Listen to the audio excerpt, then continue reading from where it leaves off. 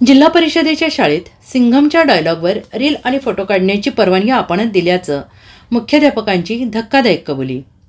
कोल्हापूर जिल्ह्यातील करवीर तालुक्यातील दऱ्याचे वडगावमधील जिल्हा परिषदेच्या शाळेत सिंघम चित्रपटातील डायलॉगवर रील्स केल्याची धक्कादायक घटना घडली. शाळेमध्ये व्हायरल झालेला व्हिडिओ हा 15 दिवसांपूर्वी असून हा व्हिडिओ व्हायरल झाल्यानंतर आता संतापाच्या प्रतिक्रिया उमटल्या आहेत. दरम्यान व्हिडिओ व्हायरल होताच मुख्याध्यापकांनी आपणच फोटो काढण्यासाठी परवानगी दिली होती असा धक्कादायक कबुली जबाब दिल्याने संतापात आणखीनच भर पडली आहे.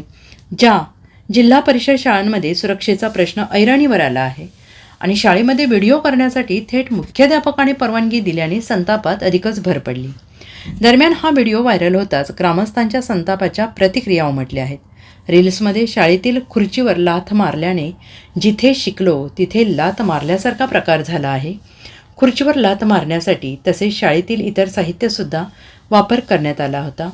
दुसरीकडे जिल्हा परिषद शाळांमध्ये शाळांच्या सुरक्षांसाठी CCTV बसवले जात असताना अशा पद्धतीने शाळेचा वापर रील्स करण्यासाठी झाल्याने शाळा समिती काय करत होती असा सुद्धा प्रश्न उपस्थित झाला आहे.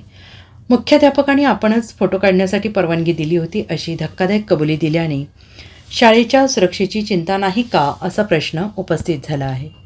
Bureau report SBN Marathi, Kolhapur.